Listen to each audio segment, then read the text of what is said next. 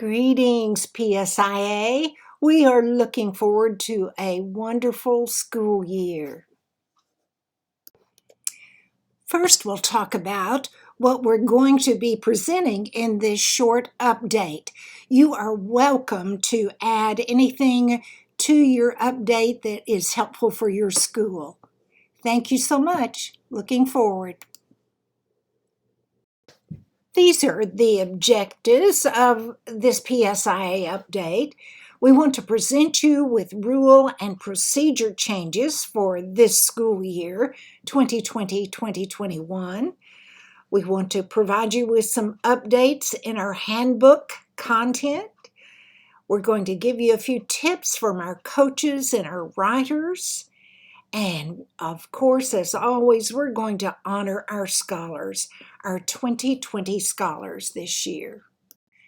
Should you need to get in touch with us, our regular email is info@psiaacademics.org.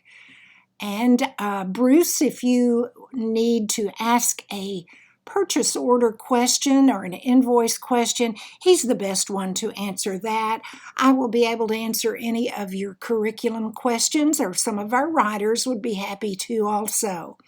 But you see the email address that is there, our phone number, and we still have a fax number as well.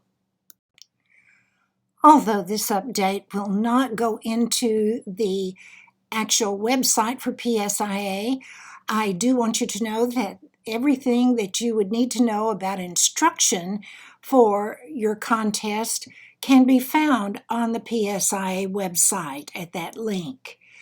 You're welcome to go to that if you'd like to expand upon that during your presentation.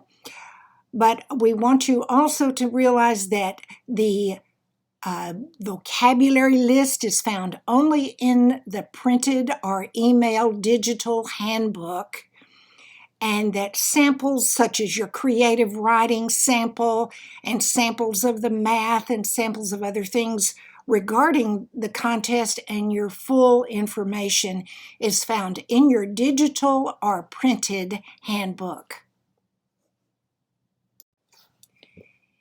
Each year, we take a look at the enrollment and the number of schools that are in each district and the number of districts. This year, we found that the 1A districts were considerably more than the 2A districts. Therefore, we are realigning with different figures. What you see for alignment, if your enrollment in your grades 1 through 8 only is 0 to 200, you would be classified as a 1A school. If you are a 2A school, you'll have 201 or more students in your school. That's not just participating in PSIA, but in your school enrollment in general. Now, this would mean that if you have an average of 25 students per grade level or fewer, then you are aligned with the A schools. If you have 26 or greater, you would be aligned in the 2A division. Now, we make some exceptions because of the needs of the program. These needs include, but are not limited to, geography, balancing the number of districts between 1A and 2A, and then your prior alignment, which we will not change for this year unless you would like to change. Some have already enrolled and asked to change from 1A to 2A, so we welcome you to do that. The 1A can always go up to 2A, but of course the 2A is not eligible to go down to 1A unless you are in a remote area or other balancing factors are necessary. Your membership form looks the same as last year, with the exception of the memberships in the group that you have for 1A and 2A. The 200 or fewer for 1A, the 201 are greater for 2A. Now, if you are a member from last year, which most of you are, who are receiving this information, you will automatically receive a digital handbook as we receive this updated membership form. We will compare this form with your form from last year to give you full credit for the things that you purchased last year that we didn't really get to use. We would like to have you select either bound or loose leaf, and we'll send you that second handbook. The handbook this year is kind of in a pink parchment cover, so I think you'll like it.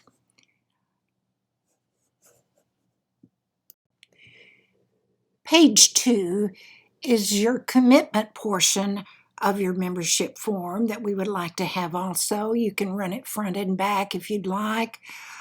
Do fill in only for the grade levels that are going to be competing, the full enrollment of your students of that grade level. For example, in grade 5, if you have 28 students in grade 5, then you need to put 28 in grade 5. Even if you only had 4 students in grade 5 competing in PSIA, this is enrollment figures for your school. The conflict pattern for this year is exactly the same as last year.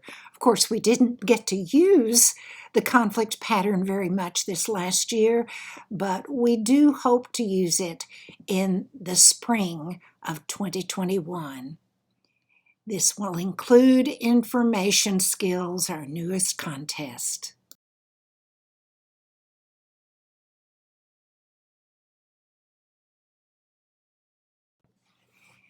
This year's test packets will include both 2018 through District 2020 test.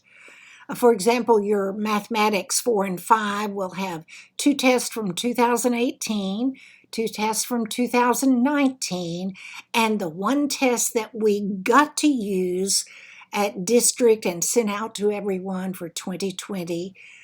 These will be included. So 5 tests in your packet instead of 4. A note about vocabulary. We decided to keep many of the words that we had on the list last year, and then change some of the words.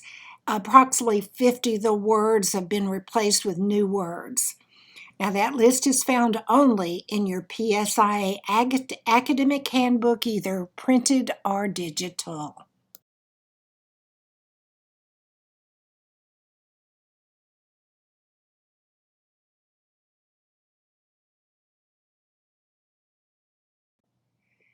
The timeline for PSIA academic activities is found on the opening page of the PSIA website, as well as in your academic handbook. Note the August 25th projected date that we will have workshops. That portion had to be canceled. However, we do have this workshop presentation for you to use as you see fit. District meets may be held between February 12th and March 27th. We hope that those of you who are hosting will project a date that you would be able to host, and we will see if that's possible. We know that we are always going to be following the CDC guidelines for your best interest of your children, whatever we do. We want to note that in the red on this page, we have made note of the dual entry notification. This is new to the timeline. 30 calendar days prior to your meet, your entry names are due, but also your dual entry of a speech event with another event needs to be noted to your district director. 14 days, calendar days, that is, prior to your state tournament. And we do hope to have those state tournaments looking at April 24th and May 1st. The locations have not been absolutely determined yet for our state tournaments, but we are looking at the possibility of TCU or perhaps even Texas State University.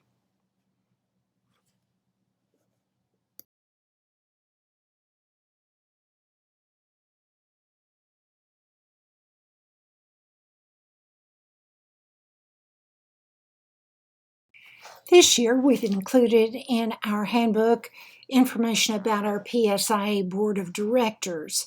Now, this is the official governing body of your nonprofit educational organization. The board consists of 5 volunteers who have no partiality to any school participating in the program.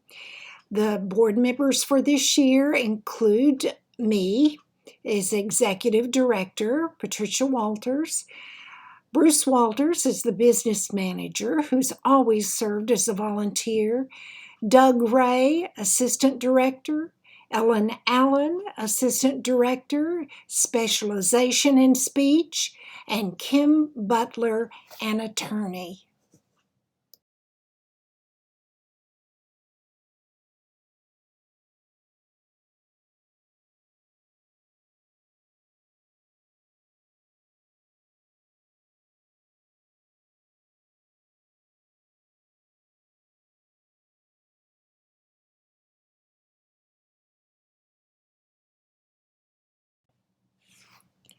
We also added information in the handbook about our PSIA Advisory Council. Now, this council consists of all of our PSIA district directors and some other designated individuals who represent schools that participate in our program. Now, this group may also consist of retired directors. The council proposes, hears, and discusses the proposals made by school individuals, by parents, by board members, and it helps the board arrive at decisions for improving the PSIA program. This council meets once per year.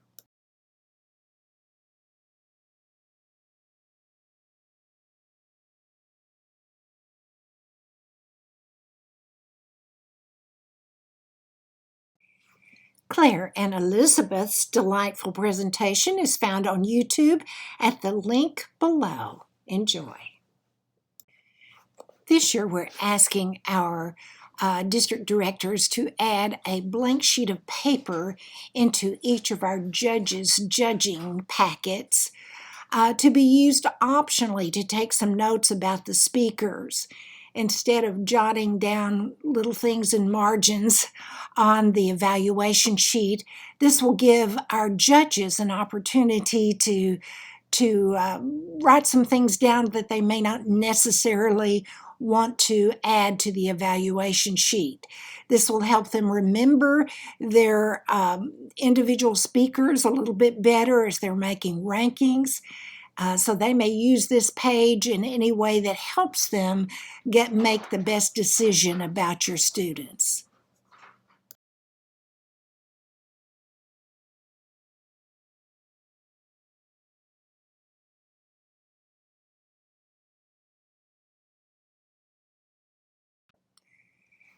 We encourage our judges in our speech contest to begin taking notes and filling out the evaluation as the student begins to speak or as they see a point of interest that they wish to make note of. We do ask, though, that there be a time limit for the judges at the end of the speech of no more than 1.5 minutes. And it could be shorter than that, and in some rare cases, a little bit longer. But we'd like to set that as an example so that judges can move forward and your event can move forward without going over time.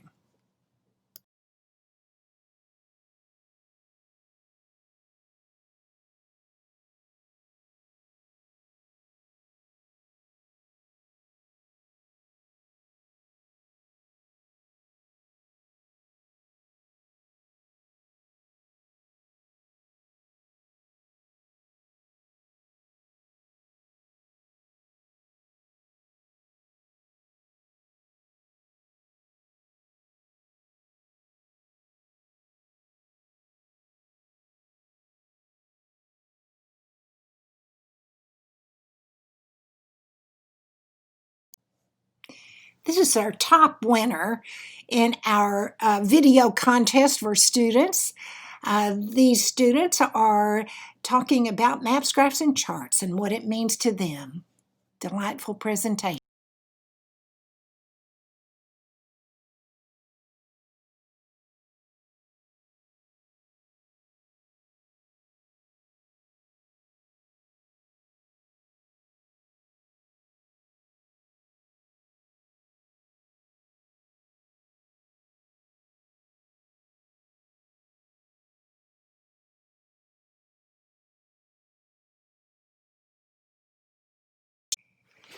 The 2018 or newer edition of the Nystrom Desk Atlas is the official resource for our Maps, Graphs, and Charts contest.